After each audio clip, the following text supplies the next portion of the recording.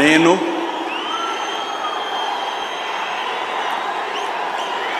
నారా చంద్రబాబు నాయుడు అనే నేను శాసనం ద్వారా నిర్మితమైన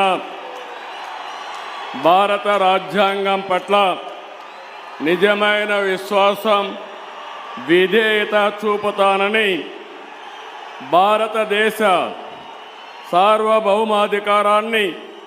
సమగ్రతను కాపాడుతానని ఆంధ్రప్రదేశ్ రాష్ట్ర ముఖ్యమంత్రిగా నా కర్తవ్యాలను శ్రద్ధతో,